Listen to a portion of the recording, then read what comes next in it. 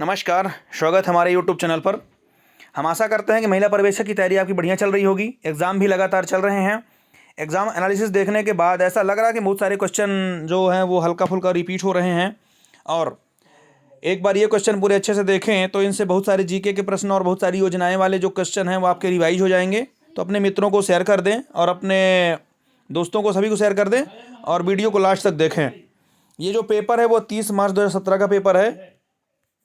पहला जो पार्ट था वो न्यूट्रिशन एंड हेल्थ से है।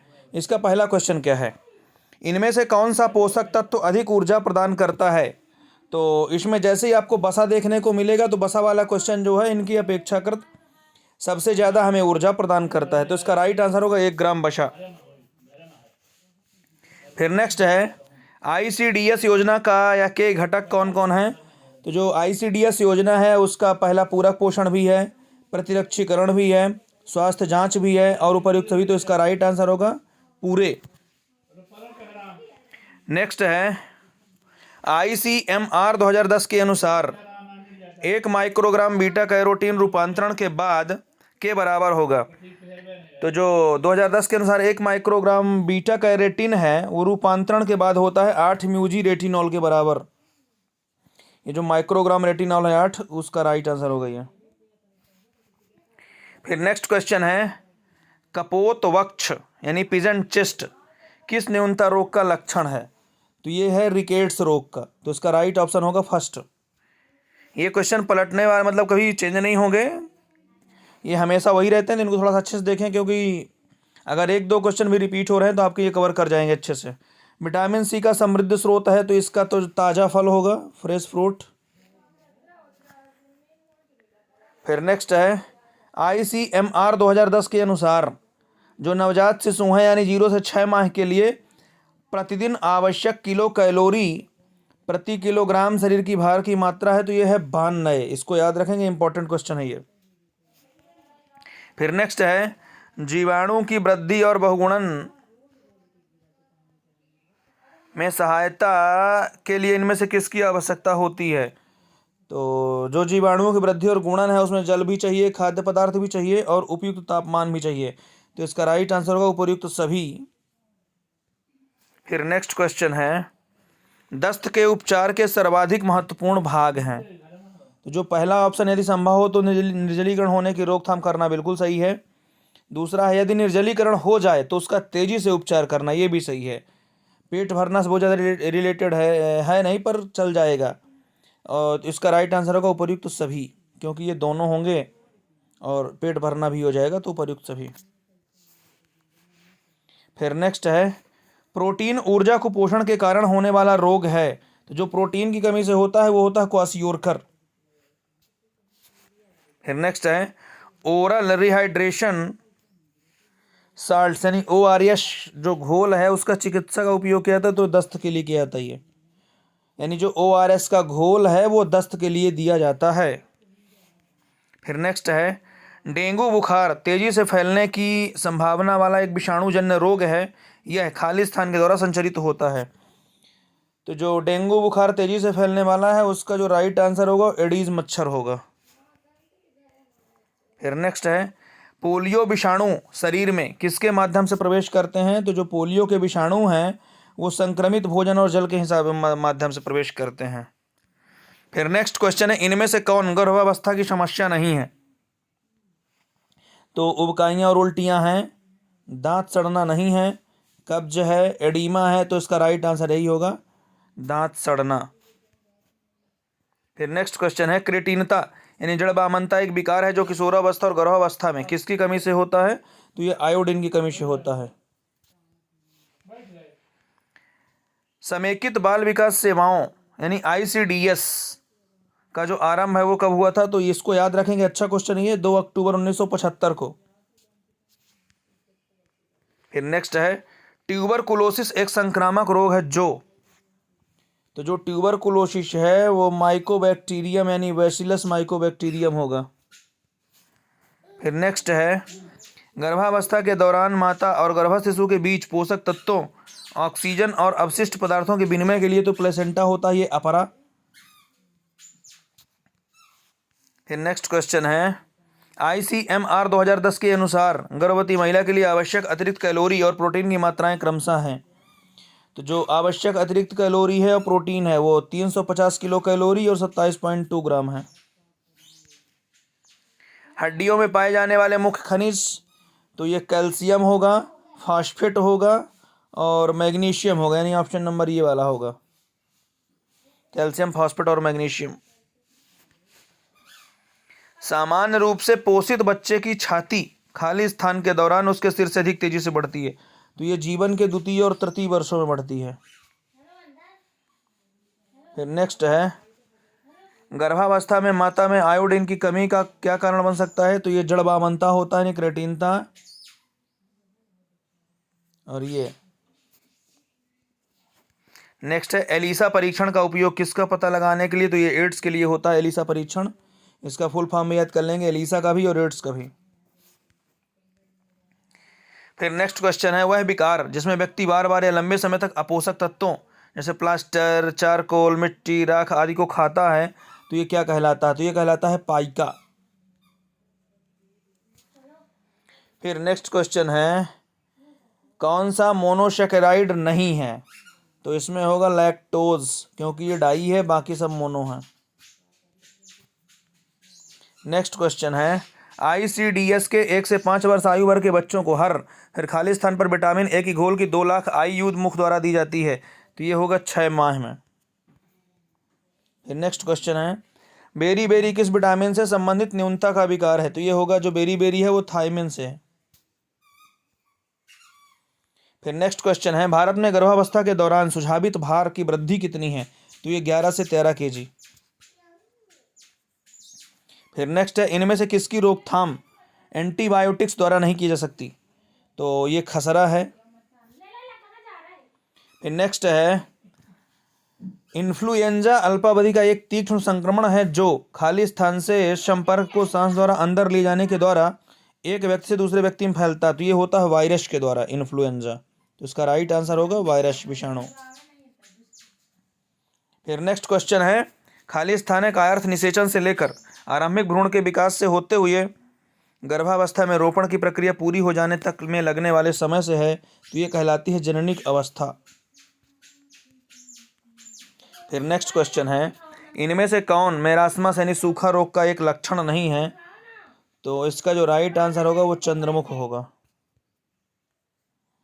DPT का वैक्सीन किसके उपयोग के लिए, मतलब किस चीज़ के रोकथाम के लिए लगाया जाता है? तो यह है डिप्थीरिया, काली खांसी और टिटनेस। फिर नेक्स्ट है, इनमें से कौन सा जोड़ा गलत है? तो रेबीज कुत्ता काटने से होता है बिल्कुल, प्लेग भी चूहा काटने से होता है, फीताकृमि सूकर के काटने से होता है, पोलियो बंदर के काटने से, ये गलत है। तो इसका राइट ऑप्शन यही होगा। फिर नेक्स्ट है, स्तनपान करा रही महिलाओं में औसत दैनिक दुग्ध उत्पादन होता है, तो ये 650 ml होता है औसत एवरेज में। फिर नेक्स्ट है, स्वस्थ बच्चे का भार खाली स्थान की आयु तक उसके जन्म के समय के भार का दोगुना हो जाता है, तो ये 6 माह है, यानी 6 महीने में जो स्वस्थ बच्चा है अगर, तो उसका भार डबल हो जाता है। विटामिन डी खाली स्थान की रोकथाम करता है, तो रिकेट्स की करता है, अस्थिमृतता भी उसी में आता है, ऑस्टियोपोरोसिस भी वही है, तो इसका जो राइट आंसर है वो ऑल ऑफ द एबव होगा।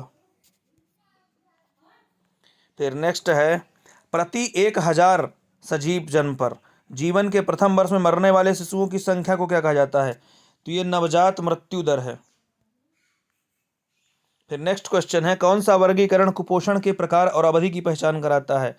तो जो कुपोषण की प्रकार और अवधि है तो उसका होता है वाटरलो क्लासिफिकेशन, यानी ऑप्शन नंबर 3 होगा।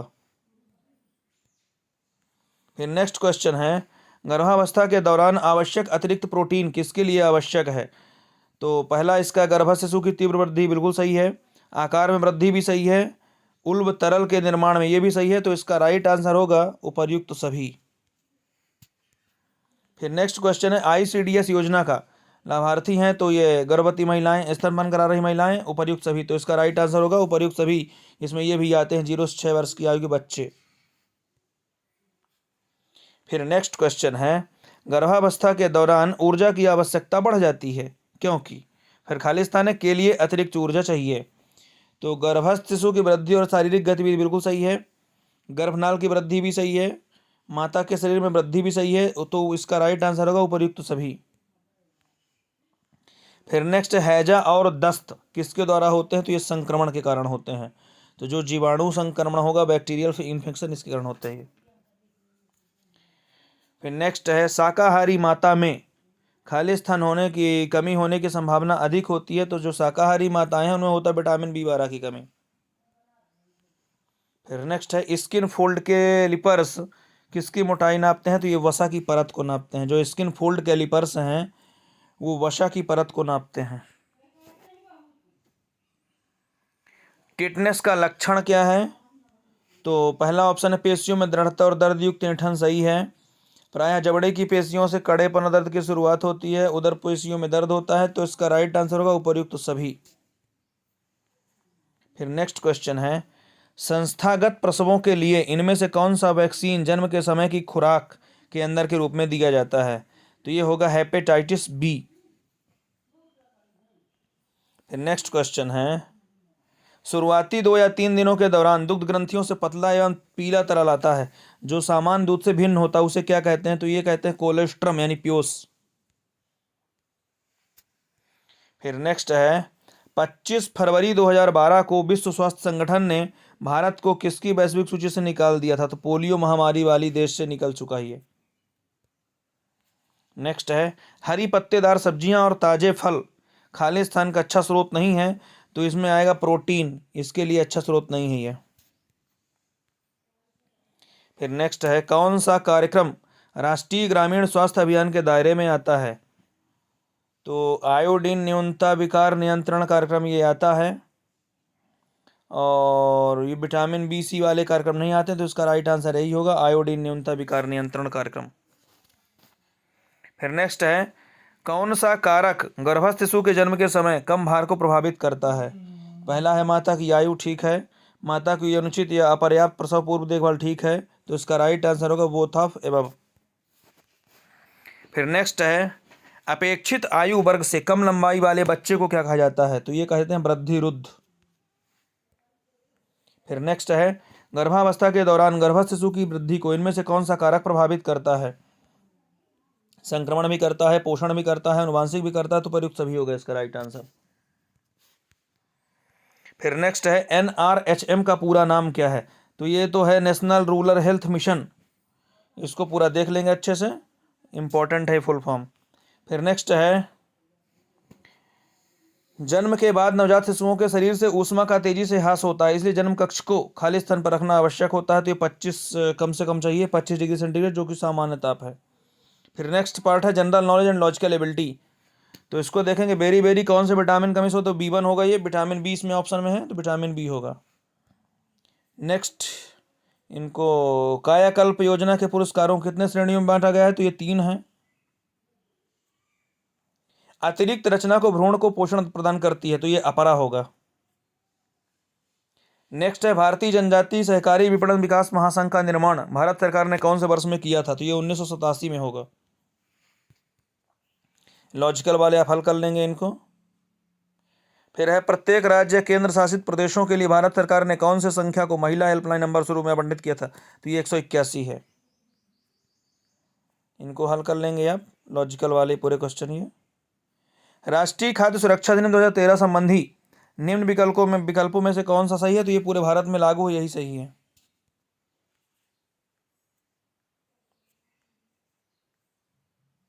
प्रोसेस टू प्रोसेस डिलीवरी के लिए कौन सी लेयर जिम्मेदार है? तो इसका जो राइट आंसर है वो ट्रांसपोर्ट लेयर है।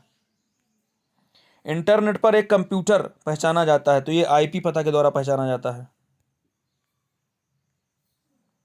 फिर नेक्स्ट है, महिला का अभद्र प्रतिनिधित्व यानी निषेध अधिनियम 1987 संबंधी कौन सा विकल्प सही नहीं है?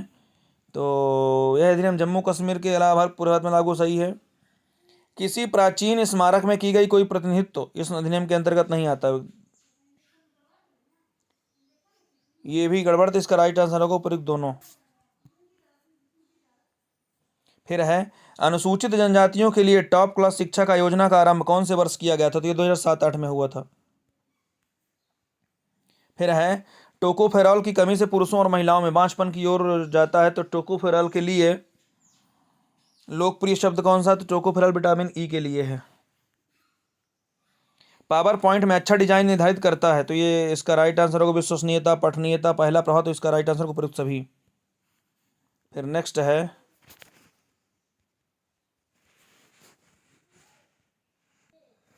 निम्न में से कौन से सांझी योजना की मूल इकाई क्या होगी? तो इसका जो राइट आंसर है वो ग्राम पंचायत होगा। बेटी बचाओ बेटी पढ़ाओ योजना के कार्यान्वयन के लिए नोडल मंत्रालय कौन सा? तो ये तो महिला बाल विकास मंत्रालय है। IPv4 और IPv6 पते के बारे में कौन सा कथन सच है? तो इसके जो दोनों आंसर हैं वो सही होंगे। निःशुल्क और अनिवार्य बाल शिक्षा RTI अधिनियम 2009 के अंतर्गत कौन से आयु वर्ग के बच्चों को निःशुल्क और अनिवार्य शिक्षा दी जाएगी? तो ये तो 6 से 14 वर्ष के बच्चे होंगे। ग्लाइकोजन को सामान्यतः क्या कहा जाता है? तो जंतु स्टार्च है ये ग्लाइकोजन। इनको पूरे हल कर लेंगे लॉजिकल वाले। फिर नेक्स्ट है एक चिर परिचित सूक्ष्मजीवी कीटनाशी है। तो ये बैसिलस थुरिजिनेसिस होगा। रक्त में ऑक्सीजन पहुंचाई जाती है ये इरिथ्रोसाइट द्वारा। मैदानी और तटीय क्षेत्रों के रुर्बन क्लस्टर की आबादी कितनी होनी चाहिए? तो ये 25 से 50,000। राष्ट्रीय अनुसूचित जाति एवं वित्त विकास अधिनियम निगम को कब स्थापित किया गया था? तो 1989 में हो गई है। हिंदू उत्तराधिकार अधिनियम 1956 किन व्यक्तियों पर लागू होता है? तो इनमें किसी में लागू नहीं होता। इसका राइट आंसर होगा इनमें से कोई नहीं।